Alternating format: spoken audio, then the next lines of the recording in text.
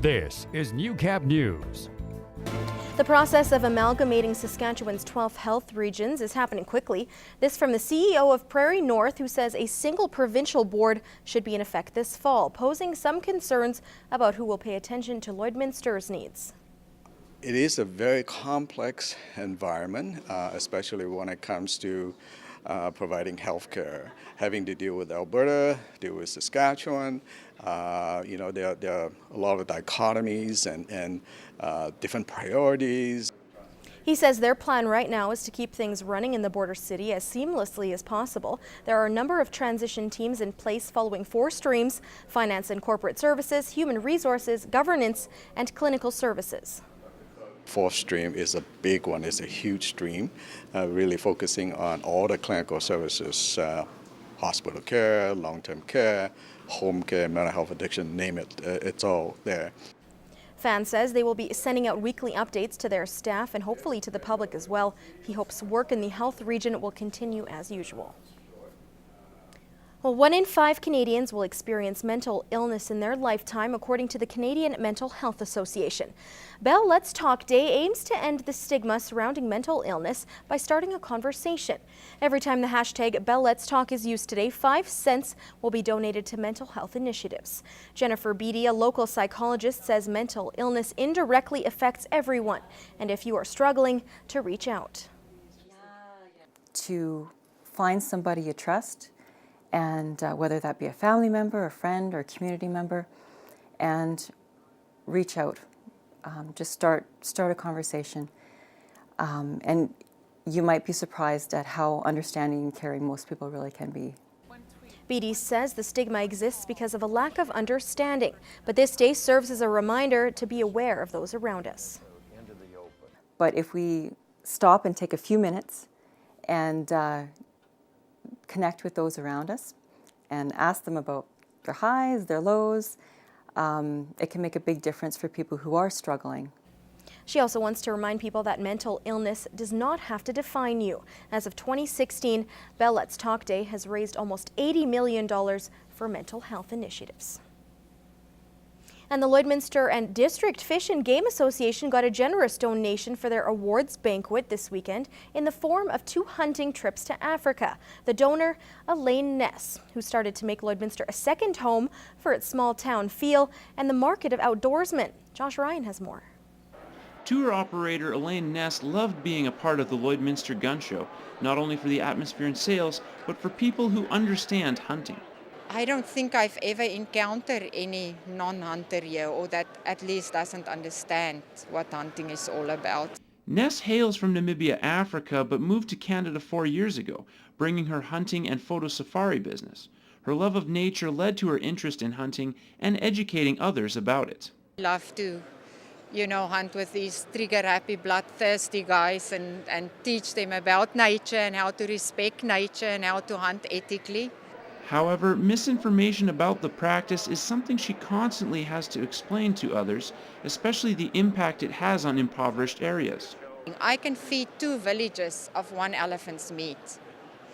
Then the trophy fee of that elephant, I get a very small percentage of. The rest of that money go to the communal village for building schools, building clinics. In addition to the financial benefits, Ness says hunting is crucial to the conservation of animal populations across the continent.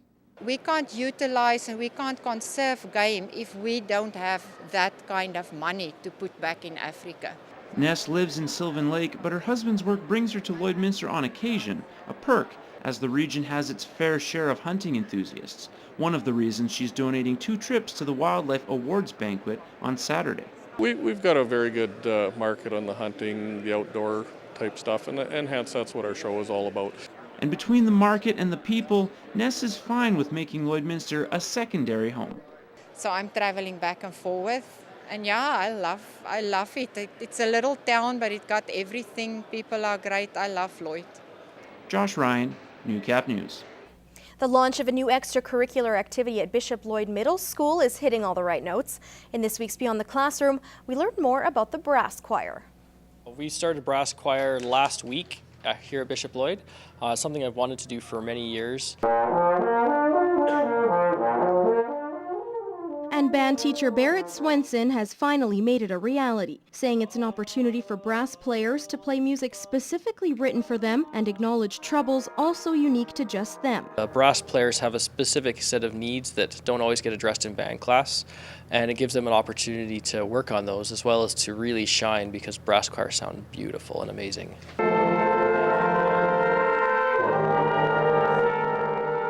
A sentiment echoed by some of his students, including tuba player Avery Pearson. Thought it would just be cool to have all the brass instruments to make such a beautiful sound without the woodwinds. There was no tubas in any of the elementary schools before, and now there's 4 tubas with us, and it just makes a beautiful sound, loud instrument, bottom of the sound triangle.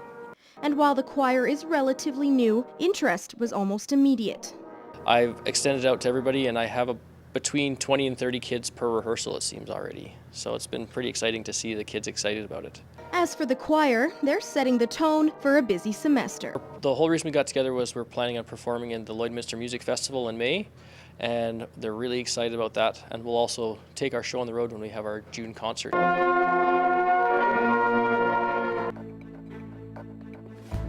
This is Newcap Sports. Well, last week we brought you a preview of the newest sports club in town, but there's much more to the plot. Here's Lance Phillips with a Newcap original about how one man's dedication and selflessness inspired 2 brothers to follow in his footsteps. He was just a special person for sure. He was the most selfless person you ever met. For years, Gordon Butch Blanchard was the face of boxing in Lloydminster and Saskatchewan. In the 90s, he was the manager of Team Saskatchewan Boxing and locally operated the Lloydminster Boxing Club. But the biggest impact Butch had was with youth in the community, more specifically, troubled youth. And Devin and Brennan Burgess are products of his tireless efforts. I definitely was one of those kids. I found the boxing club and it definitely steered me in the right direction, and Butch definitely helped with that. He trained us, he got us out of the house, he kept us out of trouble.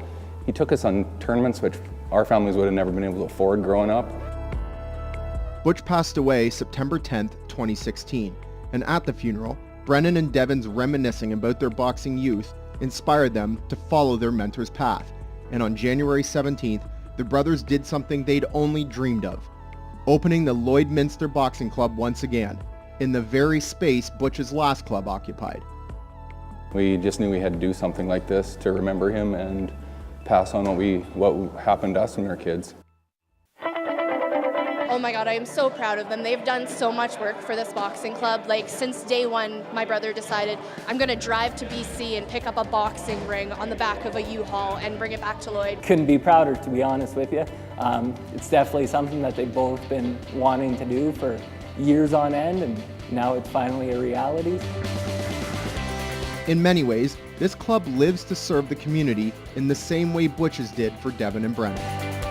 Just to give the kids a better place to go and something to do, keep the kids out of trouble. It is tremendously important for the youth, especially in Lloydminster. I see a lot of kids, kind of going down the wrong path, and, maybe Devin was going to go down that path when he was younger too, but he was able to focus all of his energy into something like boxing. So he's able to, put things into stuff like this, and he's kind of hoping, other kids are going to do the same thing. They're going to learn from it. Everybody kind of feels connected in here. They even have a poster that says Butch's Corner, on the wall, so it's definitely inspiring. Can do a lot for this community and the youth in this community and adults in this community, whether it be just getting them in shape or getting them out on the road to see things that they might not have ever seen before. We are going to train people, we're going to get people in shape, whether you want to come here nightly, go home, never jump in that ring. If you want to fight, we are going to take kids on tournaments all over.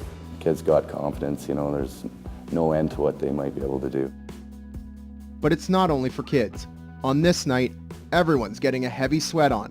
And for those who aren't aware, boxing gives people looking for a way to stay active something different than many other sports. I just see boxing as a good sport for me. I can't blame anybody else besides myself. It's pretty much all on me. It is a team sport in the club, but in the end it's you, and there's no one else to blame in the end, I guess. anyone who spends an evening at the Lloydminster Boxing Club is going to see the passion the brothers have for the sport, and without knowing Butch, will easily see the type of man he was, because his spirit lives through Brennan and Devin. Butch obviously did a lot for both of them as they were kids, and obviously they're going to carry on the tradition, and they're going to help kids who are troubled in their youth. He was just gold in that way. He never expected anything from any kid and always gave, and never forget him for that, for sure. Lance Phillips, Newcap Sports.